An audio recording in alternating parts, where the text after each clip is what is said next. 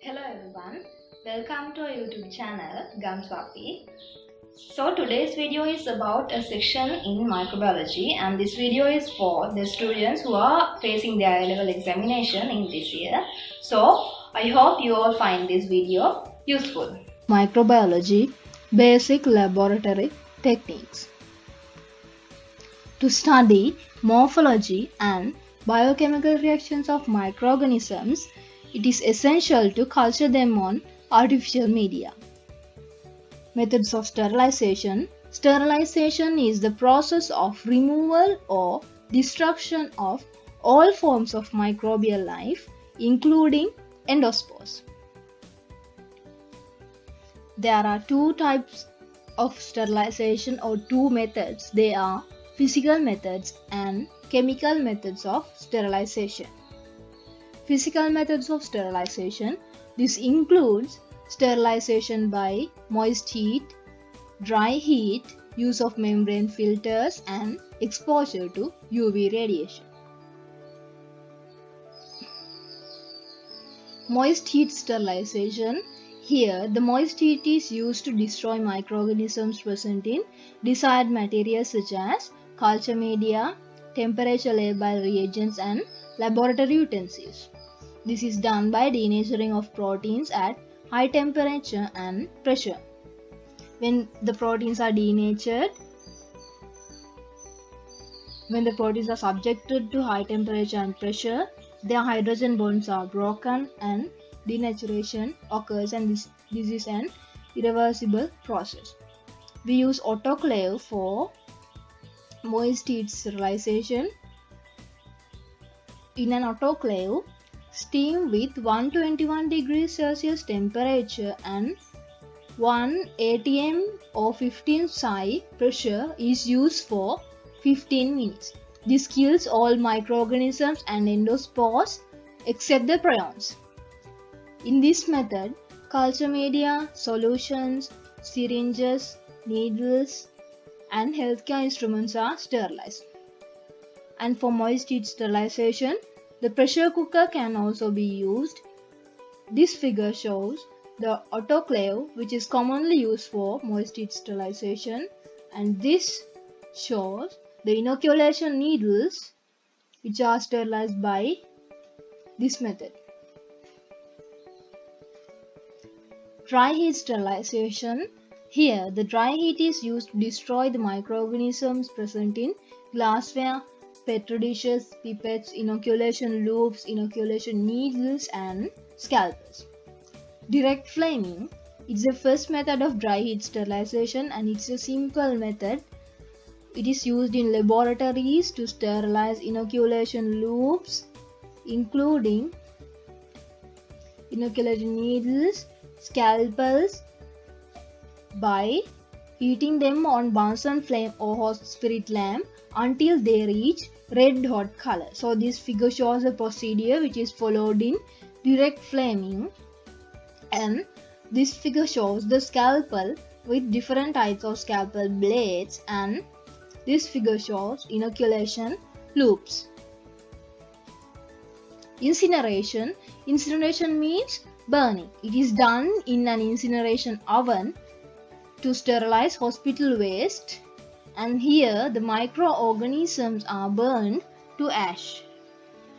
This figure shows an incineration oven.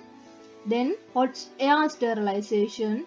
Here the microorganisms are killed by oxidation. The items to be sterilized are heated to 170 degrees Celsius and maintained for 2 hours in a dry air oven. Petri plates, flasks, beakers, bottles, and glass pipettes are sterilized by this method. So this figure shows such an oven which is used in laboratory to sterilize laboratory equipments, and this figure shows the petri dish and the covering plate. This figure shows the pipette. Pasteurization. Louis Pasteur found that spoilage of wine and beer can be prevented by applying mild heat without seriously damaging the taste, texture, and nutritional content of the product. and the same principle can be applied to milk in pasteurization called pasteurized milk. There are two main objectives of pasteurization. They are to eliminate the pathogenic microorganisms and to reduce the microbial number. There are two main methods of pasteurization. They are high temperature short time method, where we use 72 degrees Celsius for 15 seconds, and low temperature long time method, where we use 63 degrees Celsius for 30 minutes. And there is another method of pasteurization. It is known as UHT pasteurization or ultra high temperature pasteurization. In this method, we use 140 degrees Celsius for less than 5 seconds by flashing steam. So I'm sure that most of you have seen the pasteurized milk and UHT treated milk in the markets. Boiling is another method used in sterilization. Boiling surgical instruments to 100 degrees Celsius. Most of the pathogenic microorganisms are killed at boiling temperature. Then filtration is used to sterilize heat sensitive liquids like solutions containing enzymes, vitamins, antibiotics, vaccines and culture media. Here we use the filters containing pore size which vary between 0.01 micrometer to 0.45 micrometer in size. This retains almost all microorganisms including viruses and large protein molecules. So this figure shows such filtering membranes which are used for filtration. UV radiation. This kills microorganisms that falls into direct exposure either through destruction or damaging the DNA. However, there is a major disadvantage of this method. It is that the UV radiation does not penetrate through solid surfaces and coverings such as paper, glass and textile. Therefore, anything to be sterilized should have direct contact with the radiation. This is commonly used to sterilize air in hospital rooms, theaters and nurseries. So now let's learn about chemical methods of sterilization. It includes the usage of ethylene oxide and chlorine dioxide. Both of these are gases and they are currently used as chemical sterilizing agents. Majority of these chemicals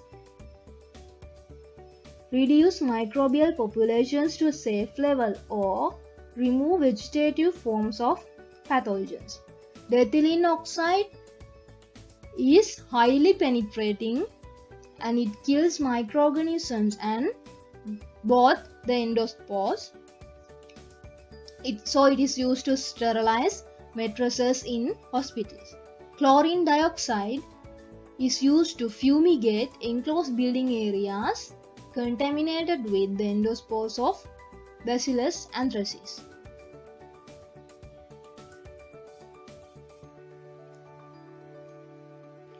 So now we are going to learn about preparation of culture media. The microorganisms cannot be studied in their natural habitat. Therefore, we should bring them to the laboratory and cultivate to study. Culture medium is a nutrient medium which is prepared for providing nutrients and anchorage, which is essential for the growth of microorganisms. Not all microorganisms can be cultured in the laboratory culture media. They are called non-culturable microorganisms. Some microorganisms grow very well on any culture medium,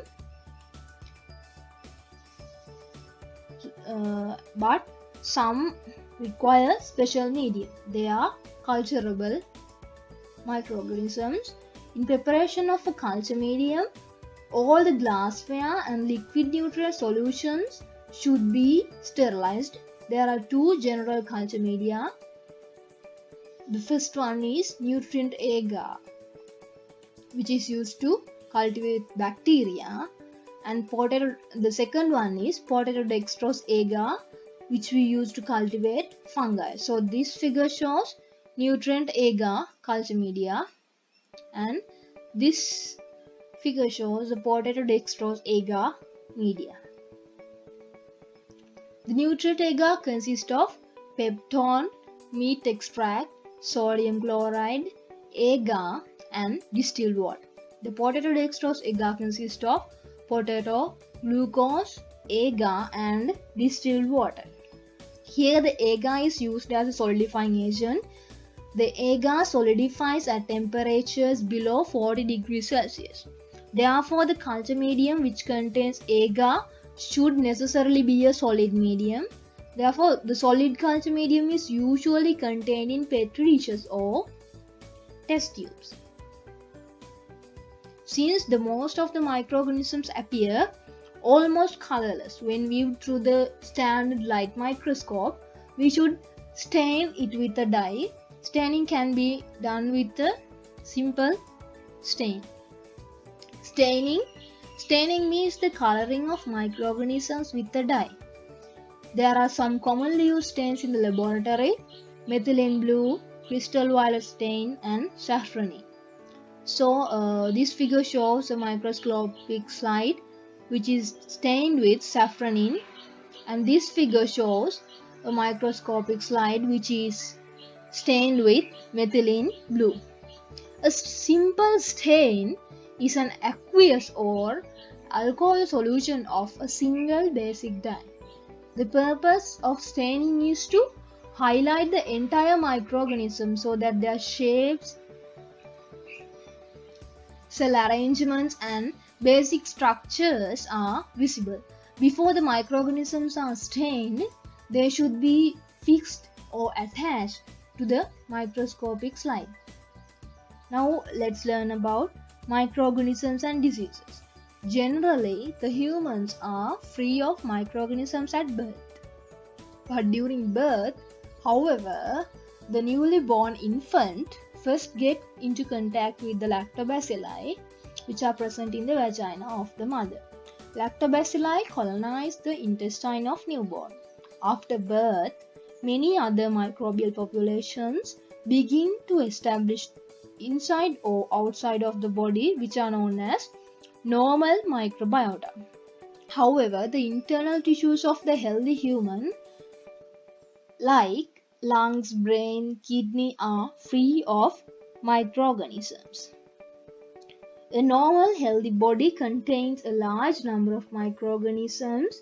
It has been estimated that the human body consists of 1 into 10 to the power 14 microbial cells, for 1 into 10 to the power 13 total body cells, which means that 10 times more than microbial cells are present than human cells. So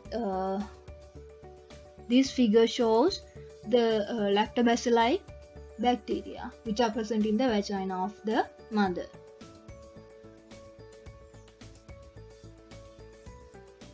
A part of them colonize on skin and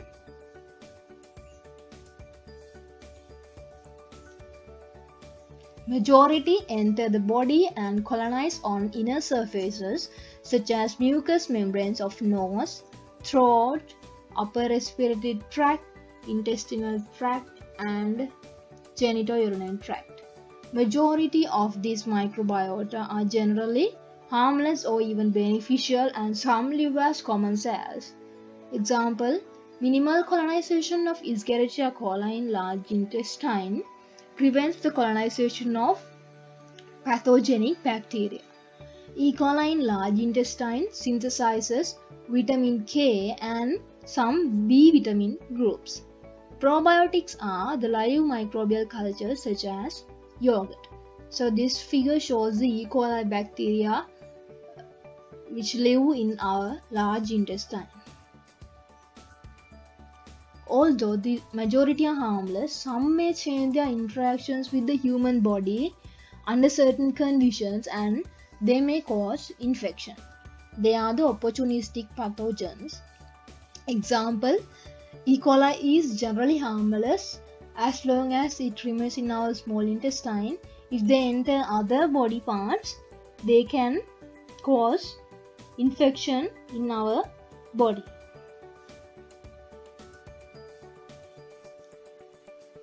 Now we are going to learn about some terms related to infectious diseases.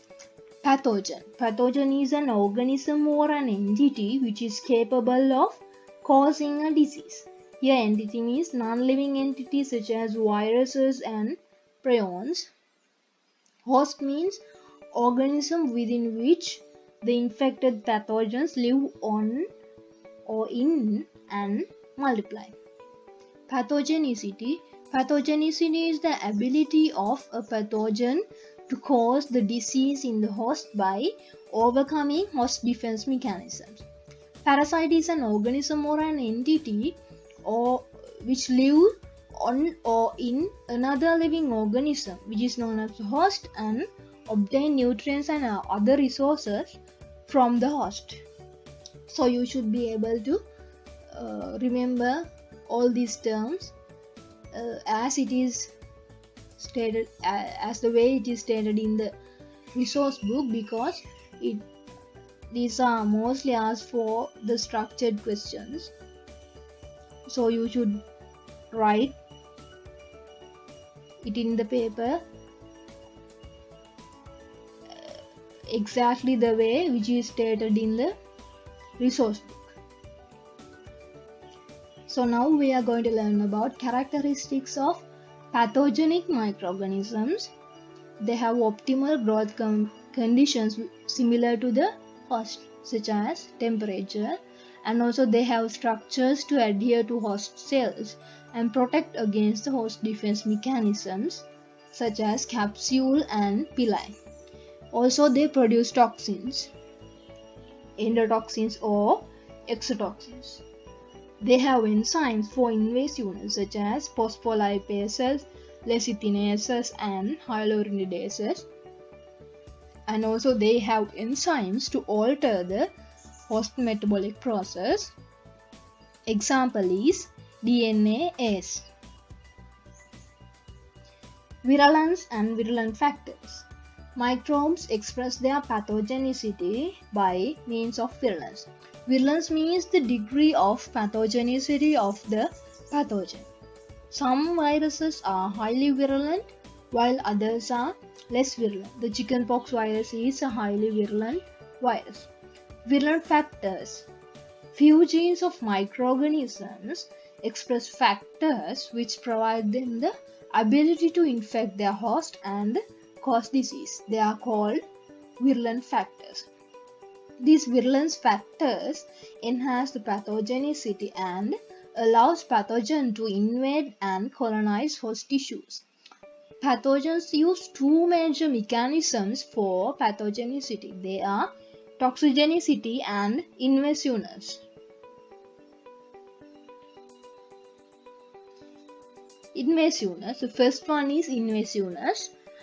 Invasiveness is the ability of the pathogens to invade living tissues by overcoming the host defense mechanisms and the ability of multiplying for colonizing. You should be able to remember this definition. And several extracellular enzymes produced by pathogens contribute to invasiveness. Example, phospholipases, they destroy animal cell membranes. Lecithinases, they hydrolyze the lecithin component of lipid in the cell membrane. And hyaluronidases, they destroy body tissues by breaking down of hyaluronic acid, which is considered as the cementing substance between the cells. So you should be able to remember these three enzymes too, because they are mostly asked for MCQs and in structured also. So this figure shows the activity of the hyaluronidase. This is the hyaluronic acid, which is found as the cementing substance between the cells, and by hyaluronidase this cementing substance or the hyaluronic acid is broken down and destroy the body tissues. Toxigenicity is the second one. Toxigenicity is the ability of microorganisms to produce biochemicals known as toxins that disrupt the normal functions of the cells. So you should be able to remember this definition. These are the proteins or lipopolysaccharides which produce specific harmful effects on the host. Thus, they are called biological poisons. They may be endotoxins or exotoxins. So now we are going to learn about endotoxins. Endotoxins are actually lipopolysaccharides, and they are thermostable toxins which are a part of the microbial cell wall, and they are produced only by gram-negative bacteria. Example is lipopolysaccharides which are present in cell walls of the Salmonella typhi bacteria. This is the Salmonella typhi bacteria. Exotoxins are produced inside the bacterial cells as a part of their growth and metabolism, and they are secreted or released to the surrounding environment after cell digest or cell lysis. Exotoxins are proteins, and majority of them are enzymes. Due to their catalytic nature, even a small amount of toxin is quite harmful. They are thermolabile protein toxins because the proteins are denatured and being inactivated at high temperatures. Exotoxins are most commonly produced by gram-positive bacteria and few gram-negative bacteria. They are classified into three types: neurotoxin, enterotoxin, and cytotoxin.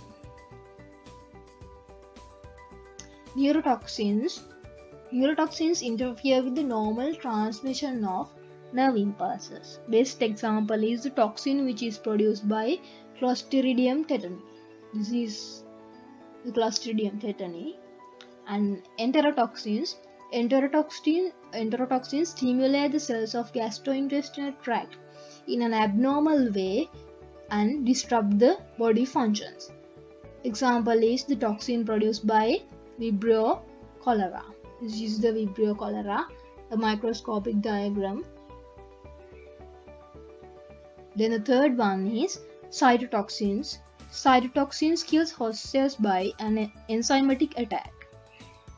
Example is the toxin produced by Corynebacterium diphtheriae, and this is a microscopic diagram of Corynebacterium diphtheriae. So you should be able to remember these three types of toxins and what they do, and also the examples, because these are most oftenly asked in every year. So this table is included in your resource book, and it shows the important diseases of humans which are caused by microorganisms, and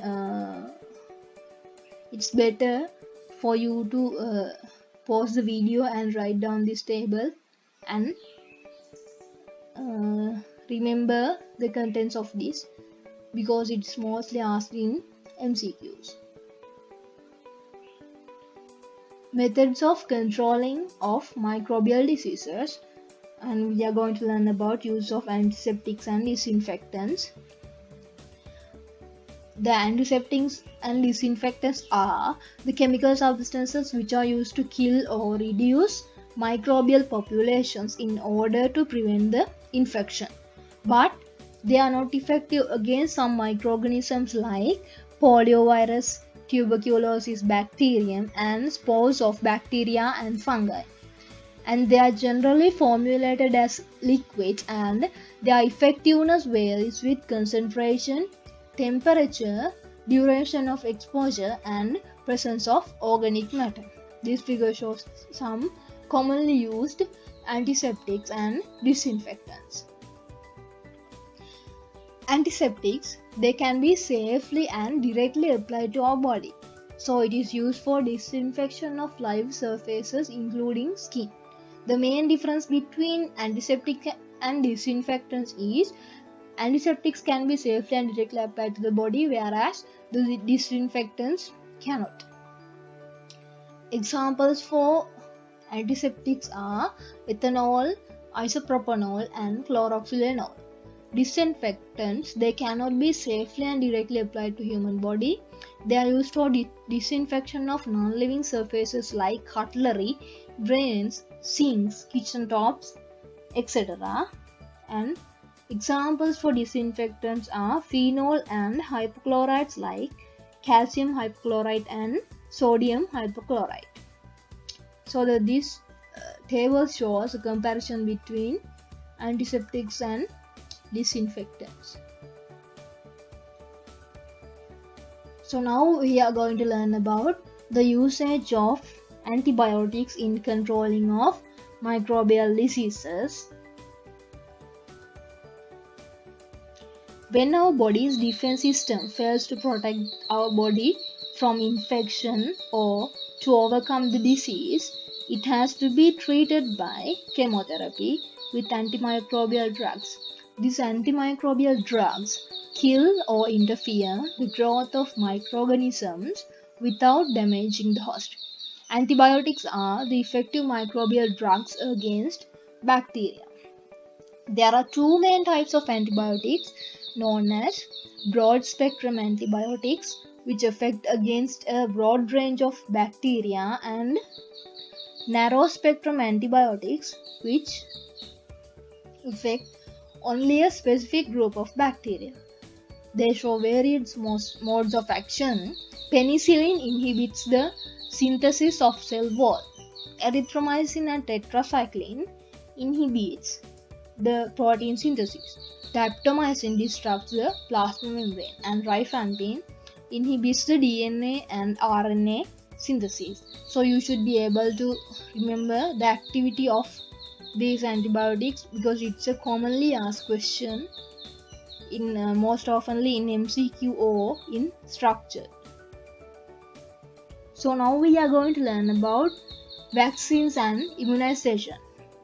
A vaccine is a suspension of weakened pathogens or fractions of organisms that is used to induce immunity.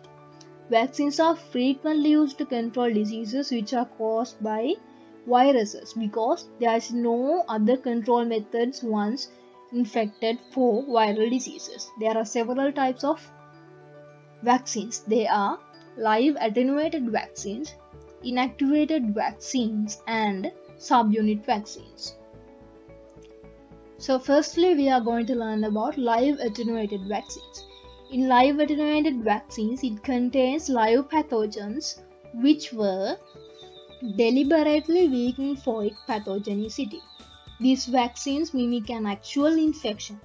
Since the pathogen is active inside the host, such vaccines provide a lifelong immunity. Therefore, the secondary immunization is not required. Example is measles, mumps, rubella, and chickenpox. The second one is inactivated vaccines. Here, the pathogenic microorganism is inactivated or killed in the vaccine.